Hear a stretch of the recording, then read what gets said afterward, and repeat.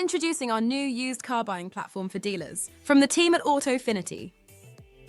Dealers, are your buyers logging in to multiple vendor systems, trawling through hours of vendor catalogs, and using spreadsheets to analyze and shortlist? Optimize your used car sourcing. This is how it works. VI Source aggregates wholesale vendor stock and information to provide an extensive view of the market. Use our advanced search functionality to create shortlists and set up notifications every time a car comes on the market that meets your criteria. Integrated with live market analysis on every vehicle from third-party data suppliers to help you find the right cars.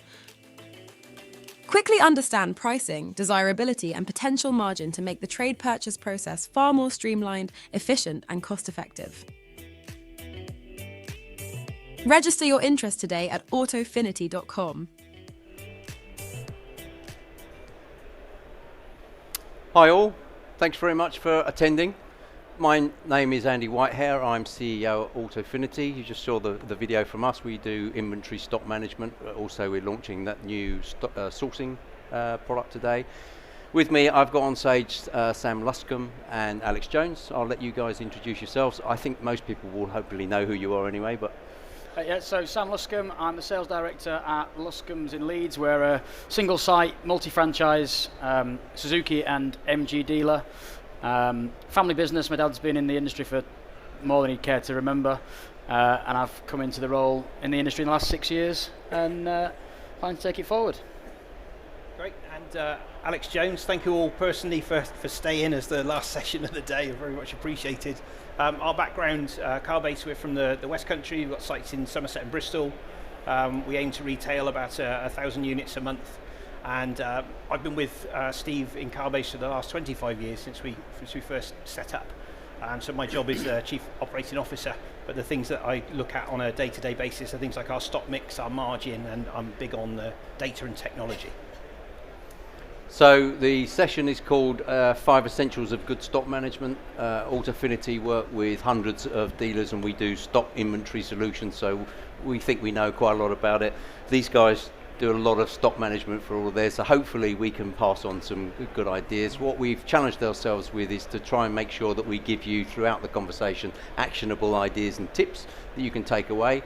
And also at the end we're going to try and come back to that 5 and we'll round up with 5 good things that you should follow up.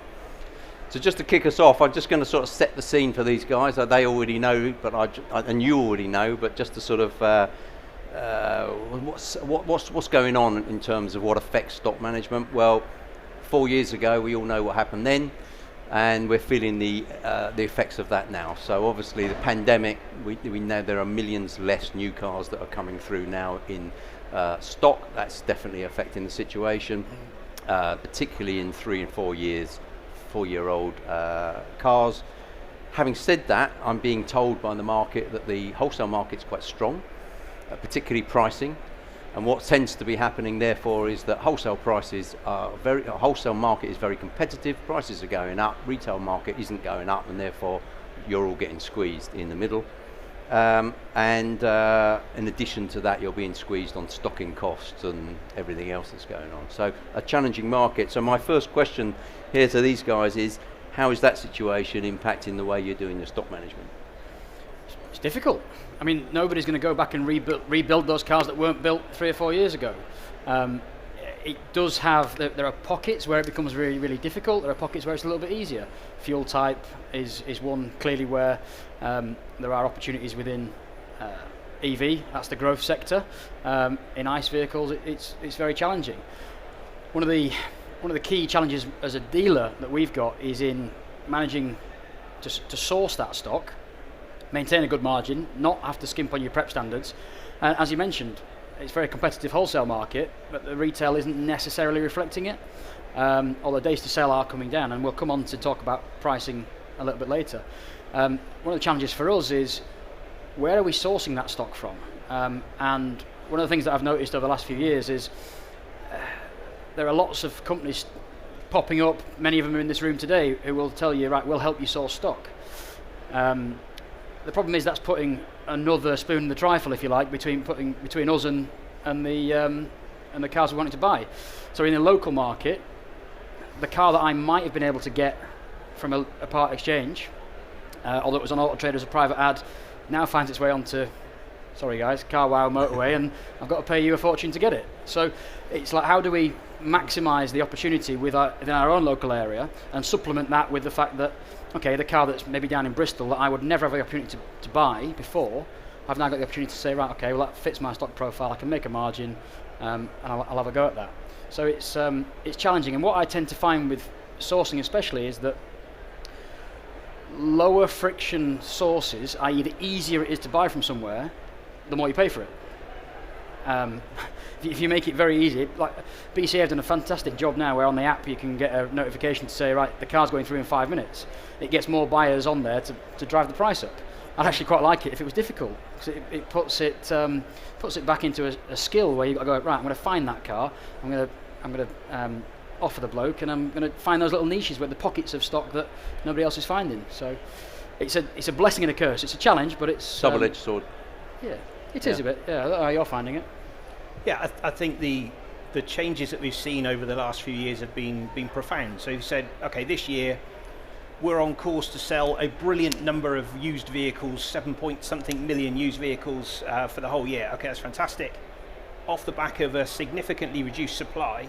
So what we've all managed to become is far more efficient. So I think the number that I heard quoted is that as an industry we've become 4 days more efficient in stock turn, October versus October last year. And you think, well, if you pause for a second on that one and think there's, say, 400,000 to 500,000 used cars for sale at any one time, that's a massive improvement in efficiency across a whole industry. And I think anyone who's involved in that with regards to a partner or a dealership, and give ourselves a pat on the back in the fact that the task last year was to say, well, cost has gone through the roof, we have to find a more efficient way to actually handle our vehicles, get those vehicles through our various pricing, preparation and advertising profiles quicker, and then actually turn that vehicle out faster. Well, we've achieved that, but the negative side effect to that is while we've been obsessing with actually bringing our days to turn down, we've then overlooked the fact that the expectation, certainly my expectation for this year, is that metal margin would start to grow, not massively, but would start to creep up with the recognition that we've all got a vastly increased cost base.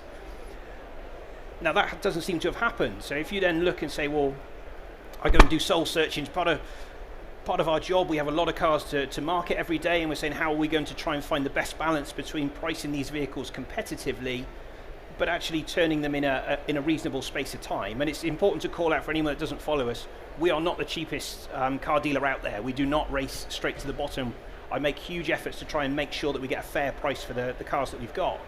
And you do some soul searching and say, well, why hasn't the margin actually crept up this year? And I think it comes back down for me to quite a simple piece that says, well, the way that we actually handle our data, we're still all linked to a variation of cap clean with regards to what we're paying wholesale for a vehicle. Majority of us are now linked to a marketplace, an Auto Trader, a Motors, a Guru's combination of the classified price that we work back from. And then when we go out to our buyers, the conversation seems to be, well, how much above clean have we had to pay to buy the right stock? And how much below marketplace have we had to reduce it by to actually get the stock turn we're looking for? And of course that piece across the whole industry, we're constantly compressing what we're doing. So the piece that we're doing internally is we've put a very strict regime in to actually say what we're actually paying for a vehicle wholesale. We have a very technical process, which shameless plug, Andy's system is a very similar piece of work to this, that says what is the most we believe we can get for this vehicle and how long do we believe that's going to take us, and then what's the most we can afford to actually bid wholesale, and then we put a hard cap on that. So where if I was to go back 10 years and say if I was going into a particular car auction, I would go around, I would look at the vehicles on their own individual merits, go through the appraisal, the condition, and actually say, you know, I feel good about this. I'd have a target price, but I'd understand that my target price, I'd have to flex against that target price on the day as to what I needed to pay for it. Now we're very rigid on the fact that we put a target price in and know that that's where we've got to be so that we can actually protect that margin in the middle. And I would suggest that the kind of direction that we take with regards to that is if you're a dealer looking to actually grow your metal margin, because hey, what's the talk of the town? We've all promised we're not going to talk about what's happened over the last couple of weeks with regards to all the moving parts on F&I, right? Let's keep it down to stock. But if we say that metal margin is important as a as a car dealing industry, which when you say it out loud, you think we probably should be, then actually making sure that we are not eroding our own space to then effectively kid ourselves on whether we're really earning that extra money. Because there's a diminishing return, right? If you say you buy a vehicle, put that vehicle to market and you sell it on the first day that it's been advertised, okay, you need to do some soul searching and go, well, actually, if I underpriced that vehicle, well, it might be that it's just the fact that I've got the exact combination that my existing customer that was already on my website was looking for. They got the new stock alert and bang, they bought it. But if you go into your CRM and see you had 5 inquiries on that, well, we've left money on the table. So we've built out reports internally to actually say, when have we undersold a car? And then can we use that as a guiding principle to go and correct our own pricing strategy? Say, well, actually, we know we've undersold that vehicle. When we get the next one that's similar, how can we actually price that more correctly with regards to its market position? So, like, a long answer to probably quite a simple question. I knew if I asked a simple question that you two would cover loads of things. So the things I pulled out from there, a few of the things I pulled out there is sourcing. How do you find the right car? Pricing. How do you price the car correctly? Yeah. Data.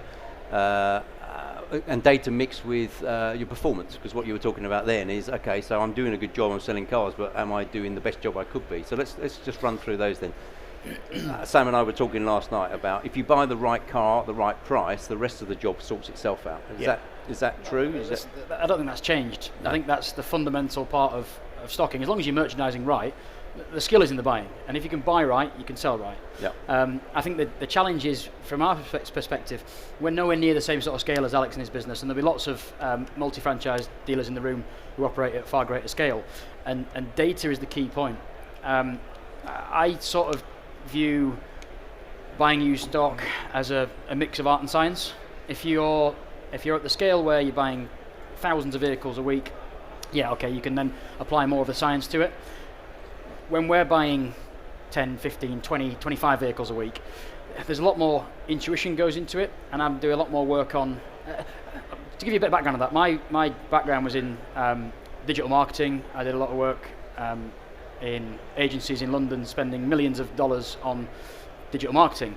And when you're dealing in that sort of scale, you have to make decisions of tens of millions of pounds on data. And you make sure that the data that you're using meets statistical significance from a pure mathematics point of view. You're making sure that the data is telling you the right thing. So if you apply that to used car stocking at our sort of level, the data that we have is great, but it's never going to be rich enough and enough of it to draw firm, solid conclusions from. So you've got to use that and overlay it with your own knowledge and the tools that are out there.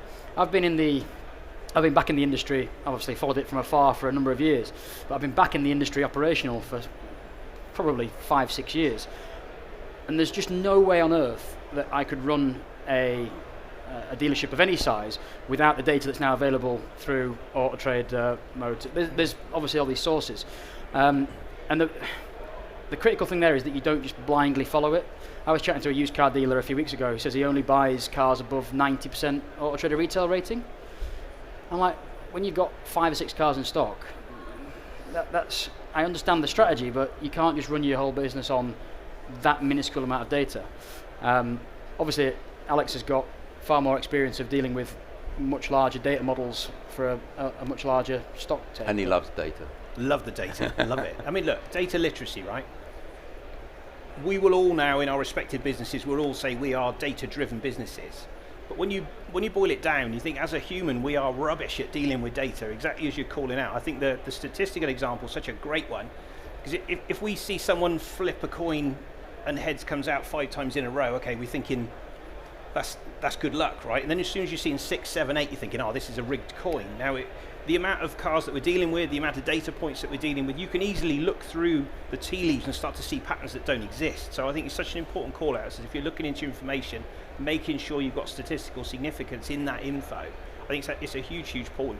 I mean, look, coming back to the sourcing piece, the reality is, at the moment, the amount of vehicles that are out there for sale, there's loads of vehicles for sale, but you put them through your funnel and you say, what's my desirability profile? I mean, that's pretty extreme. If you're saying it's got to be a 90 or above, I mean, hey, you're taking out 90% of the market straight away, right? And then you come in and say, well, what's the grading got to be? Like, what condition am I willing to accept?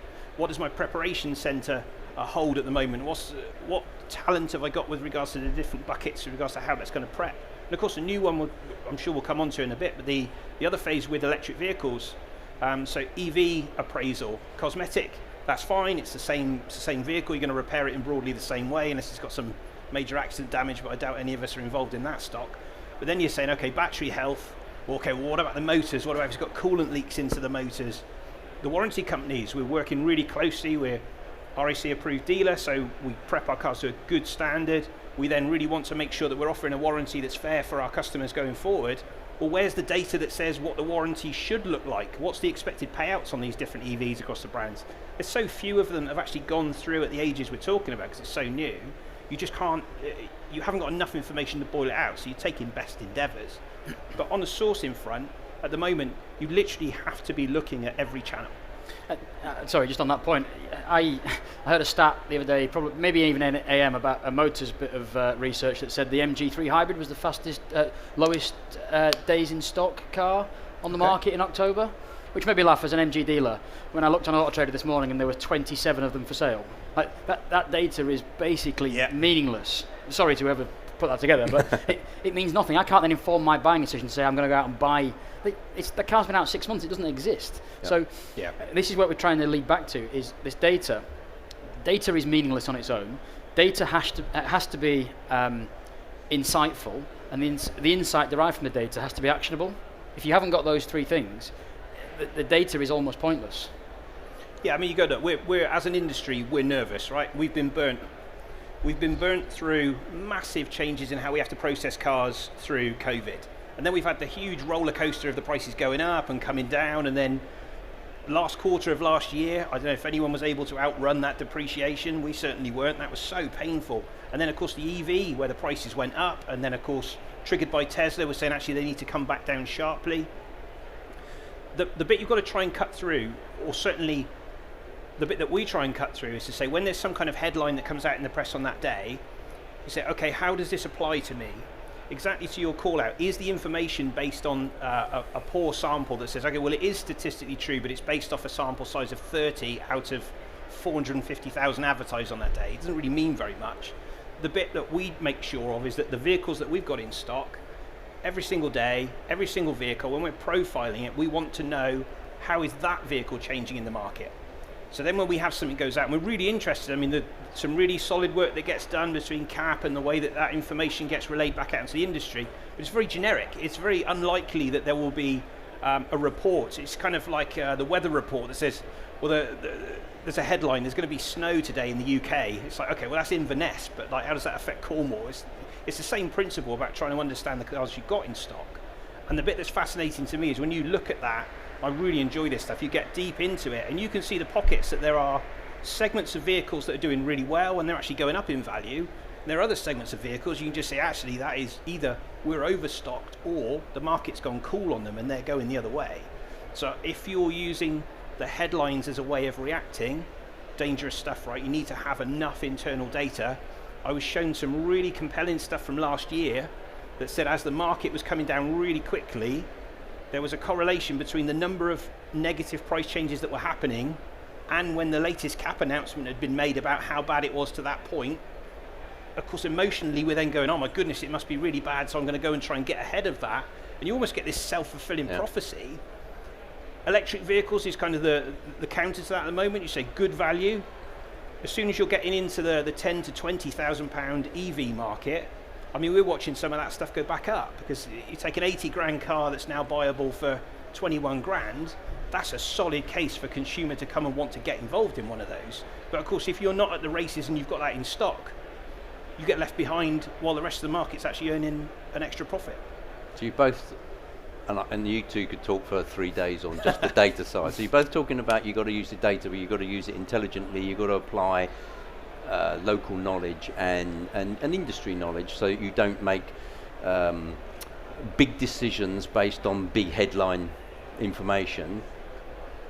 Again, shameless plug. Presumably you're not doing that on a piece of paper and you're not doing that just in an Excel spreadsheet. So what's the tip for these guys? How do you run your businesses to make sure that you're trying to apply data intelligently and actionably? It's interesting for us because as a relatively small single site operator,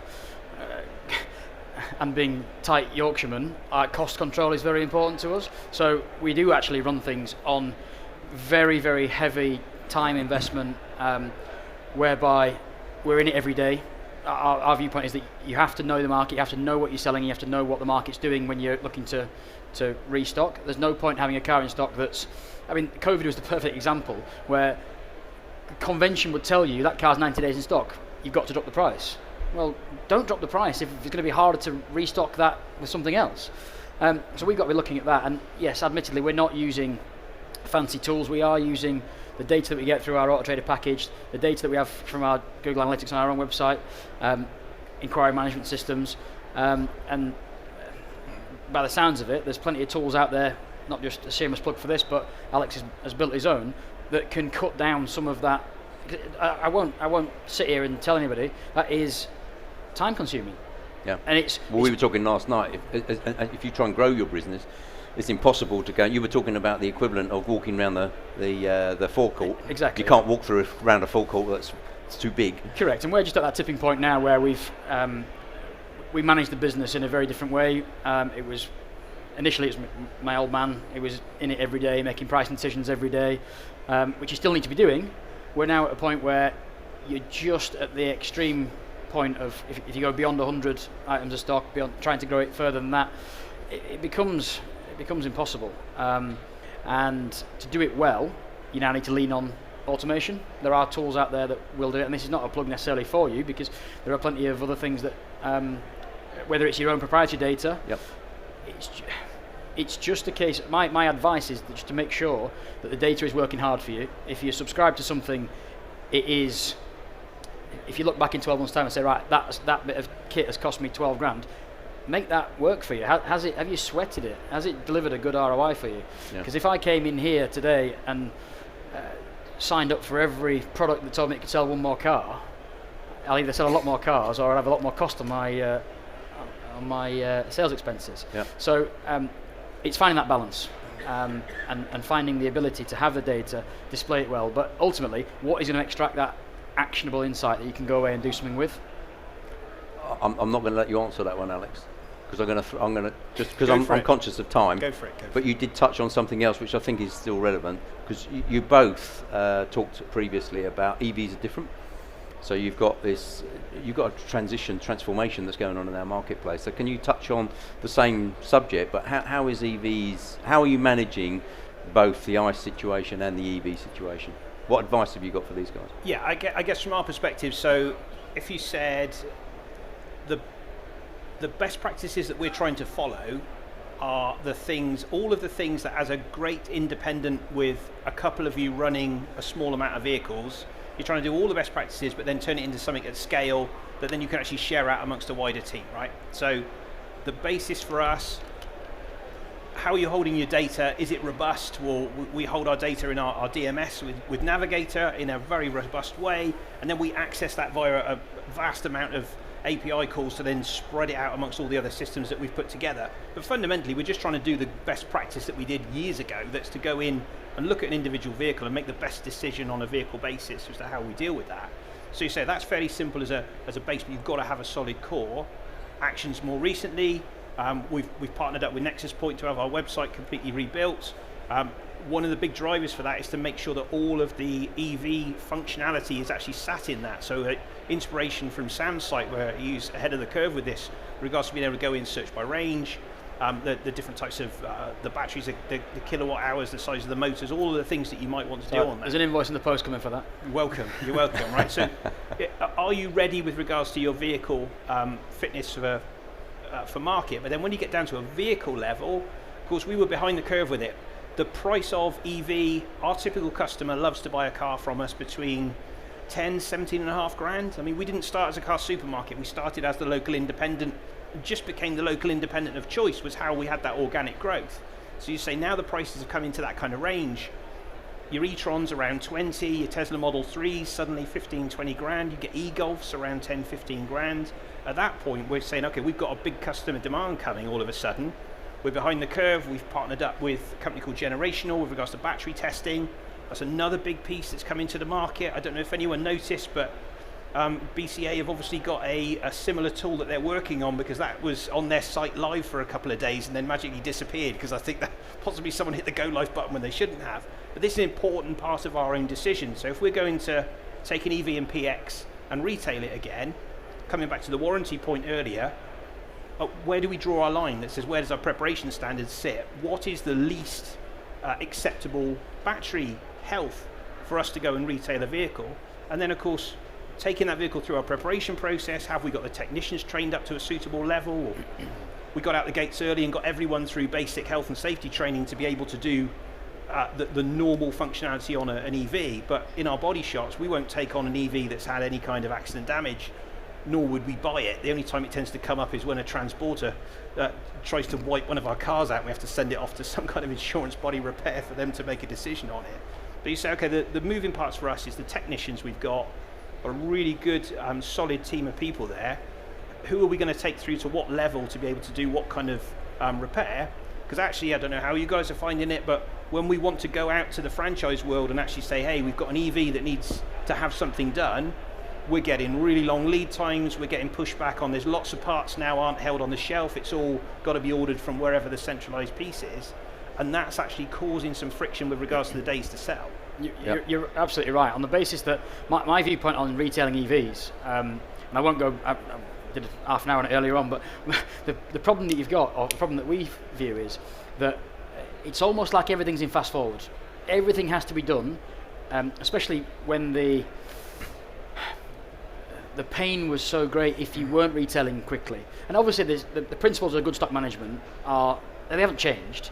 All right, during COVID you were sort of like, well actually let's not sell it quite so quick because it'll be worth more next week. But those days are long gone, and actually as we now come into retailing EVs, and the fact that the market for EVs isn't behaving entirely rationally, it's not simply a function of organic supply and demand. It's obviously being forced by legislation. So you've got to really keep your eyes on what's happening with that, because you can just have a rug pull because a manufacturer has decided we've got to get out of 5,000 cars to meet the ZEV mandate targets. So suddenly if you're retailing late plate stuff, you've got to be really mindful that there may be a rug pull coming, and therefore we view it that if you're retailing on fast forward, all your pricing decisions that you might make, you might leave a car 5, 6, 7 days. Well actually, before you start tweaking the price or looking at how it's performing, or how is that doing as we'd expect it to be, do we need to be tweaking price, you might do that a bit earlier. And for me, I'm fairly comfortable with that, even if it means leaving a little bit of that margin on the table, as Alex pointed out earlier on, because the EV is a fundamentally much easier to replace vehicle. The supply is going up. Is there. Yeah, supply's going up, it's only going one way. And listen, I'd rather take a smaller profit, move on, buy another one. Take a small profit, move on, buy another one. Because clearly there's plenty of people who've been burned badly by sitting on ex-demonstrator stock or pre-reg from months gone by that might be sitting on 5-figure losses. So yeah, and if you said within that space, you go, okay, EV, a lot of us took some really heavy pain when that EV step came down. It very much depends on what you're talking about. If you're saying a nearly new EV at the moment, and there's pressure that there could be a lot of franchise deals going on to actually distress the price of those, do we feel really confident in that space? Do we want to be carrying overaged stock of very, very close to new product? No, I think that's a dangerous spot. For the vehicles that we're dealing with, we feel really good about those. Actually, we're not looking to distress price and fire sell the price range EVs, because we're finding the demand on those is the best of all the vehicles. When we come through, we measure out and say, well, between our days to sell, our market days supply, and the retail rating that we'll use to get a national view, actually those vehicles are in a good spot. So we don't need to be panicking over the kind of the core price range vehicles, because you're taking an 80 grand vehicle down to 20 grand, that ain't going to 10. Like you've got a fairly stable market there. If you're talking about I've got a £65,000 used EV that's 72 new, yeah, okay, that's a difficult decision to make. But I think you've got to look at it on the vehicle's own merits at that point. It's opened up opportunity as well as EV. I mentioned earlier on that the fundamental difference with retailing an EV is that if you understand the EV market and you're comfortable, Alex is right, in the data can't tell you that don't retail a sub 12-month-old because there might be a rug pull coming from a manufacturer, but if you apply your own knowledge to that and go, right, okay, well actually where I feel safer is in the 3 to 4 year old space, and actually from our perspective we're finding a real sweet spot in the just coming up to 3 year, depending on how long the manufacturer's warranty is, 3 or 4 year old EV point. And yes, there is challenges around the fact that if you want to get in for any recalls, battery work or any sort of warranty, the franchise dealer's going, well, I can't see you for 3 months, which obviously gives you a big stock management headache. You can't sell a car for 90 days or whatever.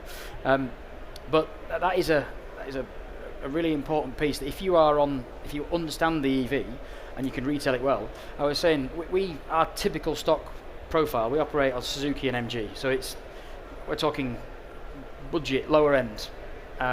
We would never really retail the volume BMW, Audi, Merc stuff. We just don't know, it's not our bag.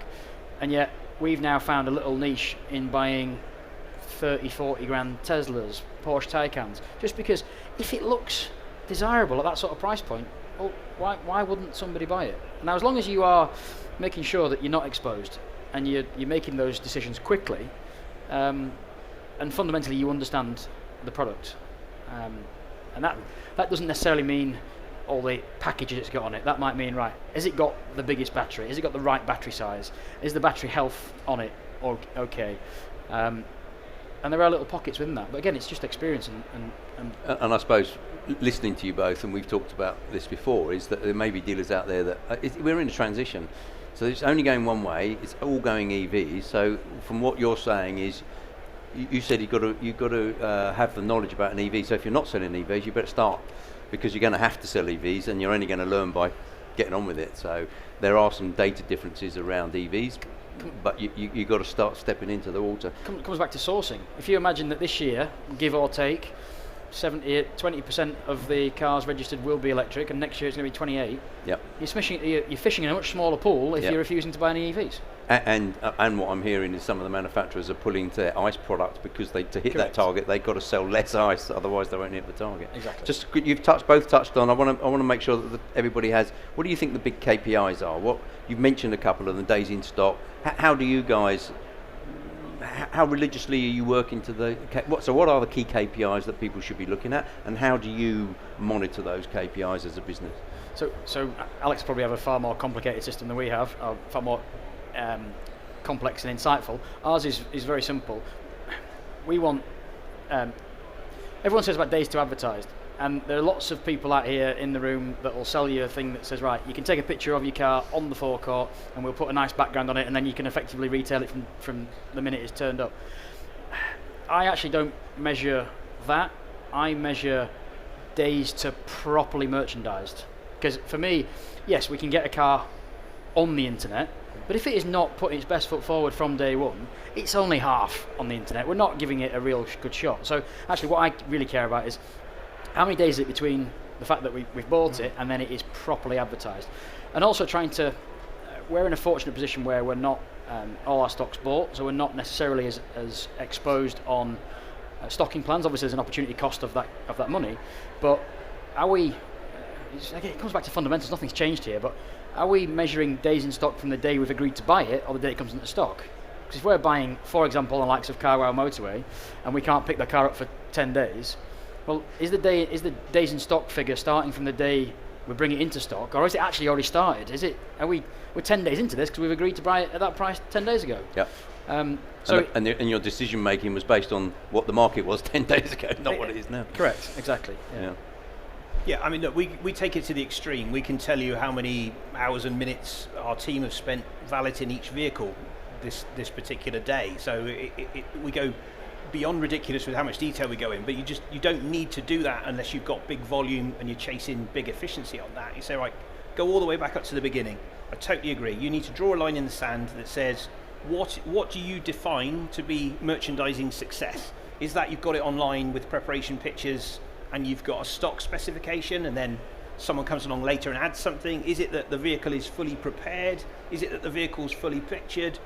What is your target point, and have you defined that? Would be the first one. And I would say ours has changed over the years, but we have what we call like a merchandising success point, and at that we are absolutely obsessed with trying to bring down the time from when does the hammer go down and we agree to buy something So when do we get to what we consider merchandising success? And on that same phase, we won't distress price to market until we've got a vehicle correctly merchandised, which is another thing. If you want to take a top tip away, what are you doing with your vehicle prices up to the point of ready for retail, or at least ready for merchandising, depending what your days are? And then we'll break each of those into phases by different parts of our swim lane. So if we're saying, okay, what do we target our preparation center on? Well, throughput, cycle time, quality, cost, right? But they've got phases that they have to hit. When the vehicle's fully merchandised, when the vehicle is actually ready to go onto the forecourt. But we will try and sell a vehicle ahead of time. If we know we've got one coming and someone's in store and they don't like the colour of the one we've got in store, we will try and actively sell them the vehicle that's actually going through preparation. Say, actually, you know what, you want a red one? Fine.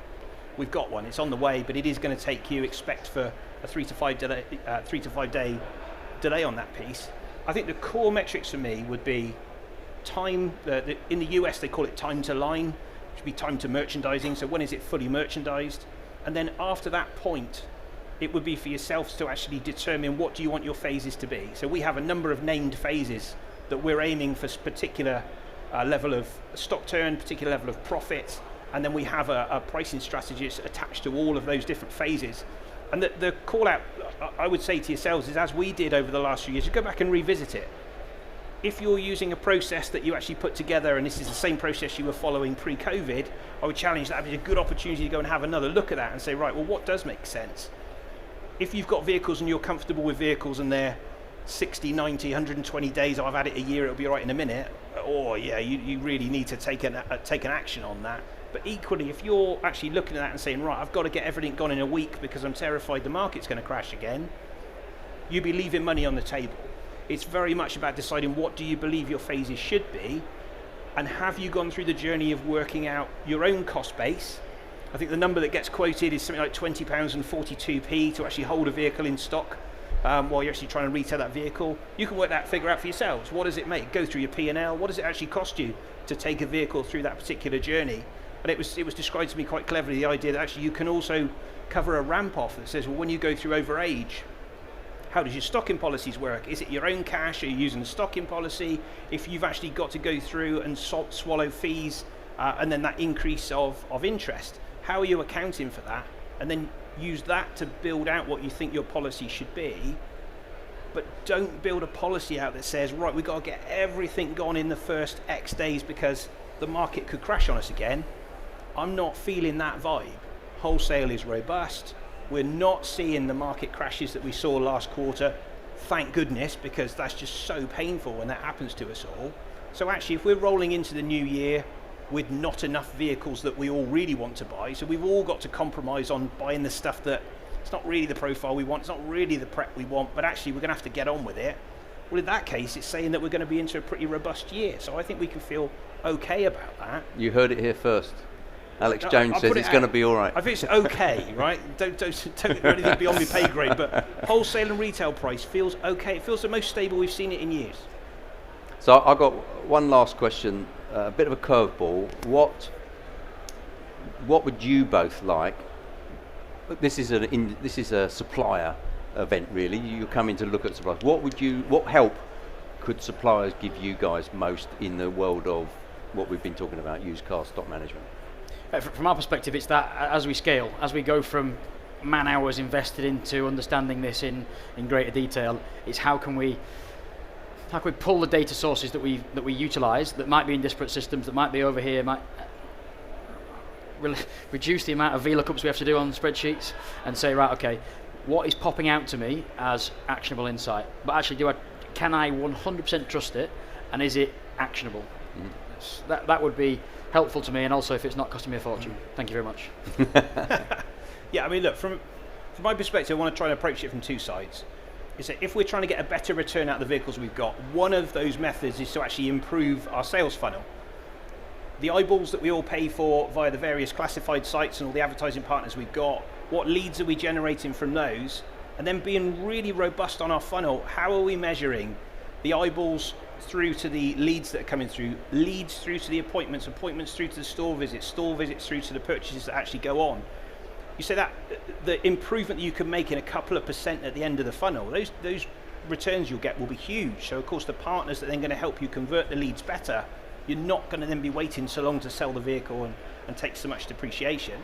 And then with regards to the advertising and the pricing of the vehicles, I think this is a point where we don't want someone to come along and say, oh hey, we've got this great idea, we can improve your speed of sale by X days. It's like, yeah, okay, we know how to do that. What we're looking for is to actually get the correct speed of sale with a representative margin for the risk that we've put into that vehicle. Because if we all go and look at our own P&Ls for last year and say, right, a vehicle of 15 grand, 25 grand, what did we really earn out of the metal of it? Are we actually pleased with that?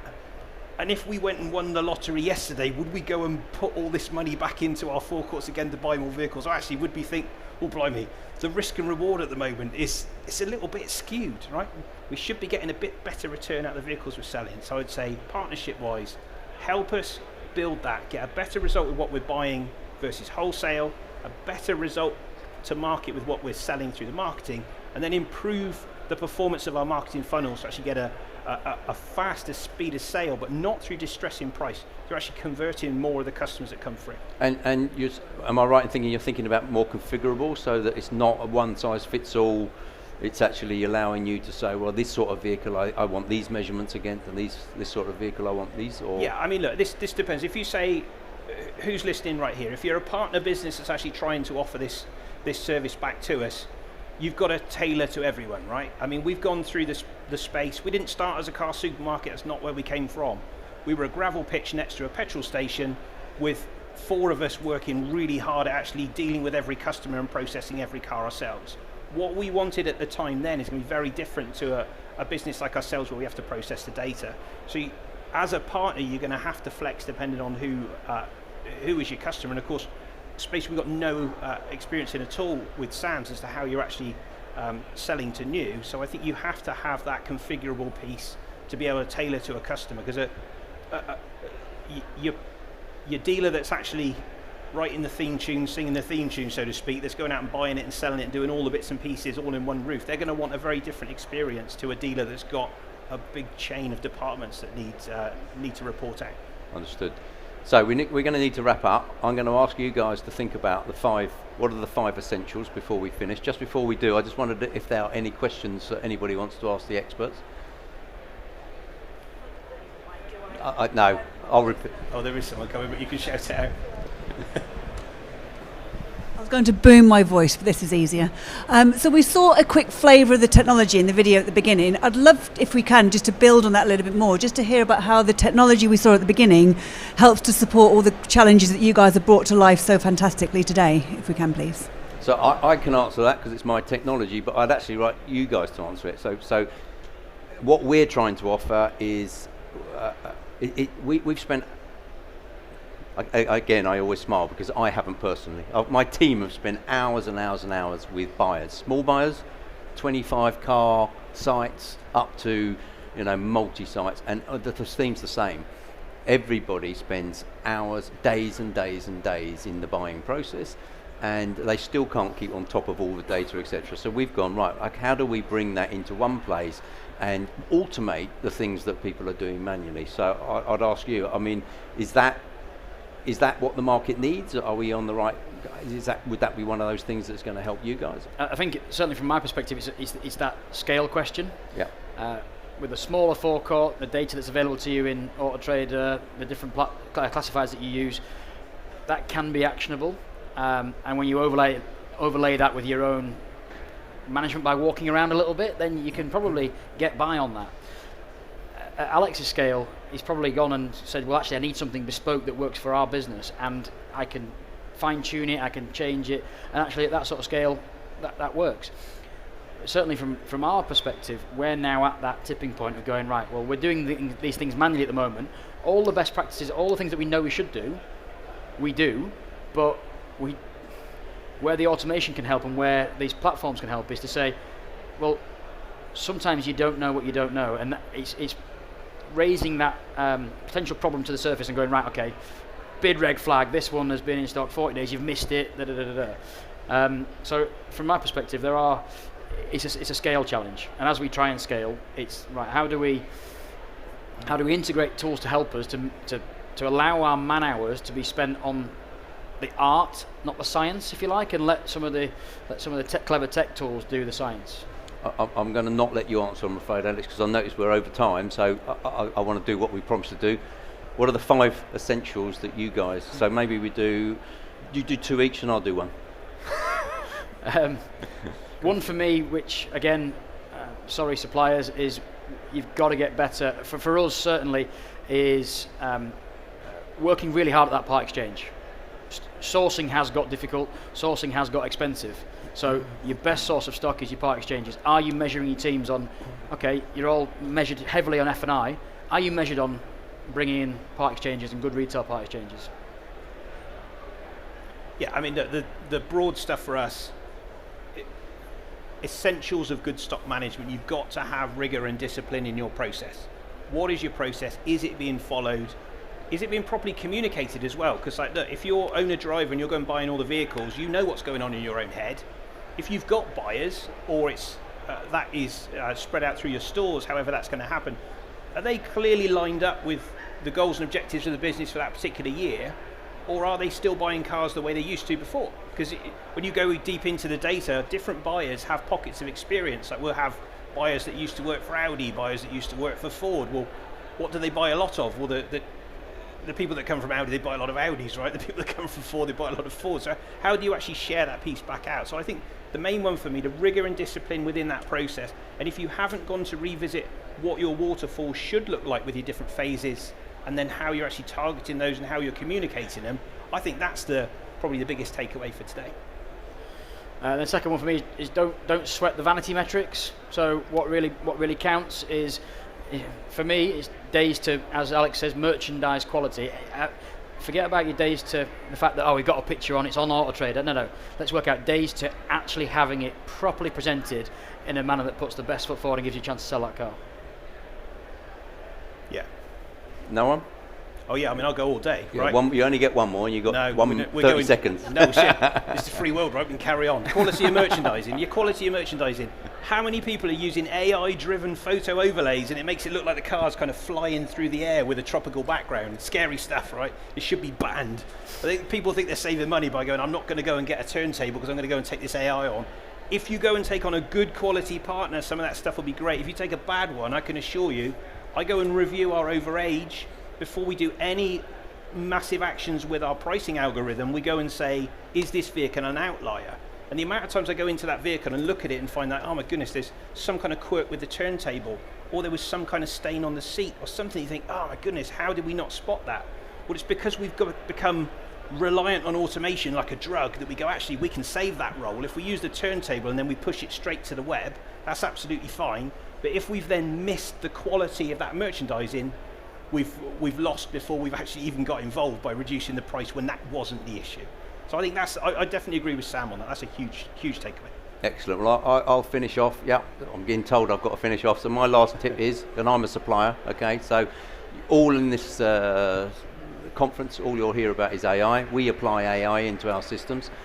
I would advise you, as Sam said, there are plenty of people that do similar things to us. Make sure you're working with suppliers that not only dazzle you with AI, but also bring in the AI that we try to apply, which is actual intelligence. So, take systems from people you trust that are going to bring actual intelligence and experience to this party, and not just a piece of whizzy software. So I'd just like you to give a round of applause to my 2 guests, and thank you for your time. Thank you for coming. Thank you for everybody coming. Thank you very much.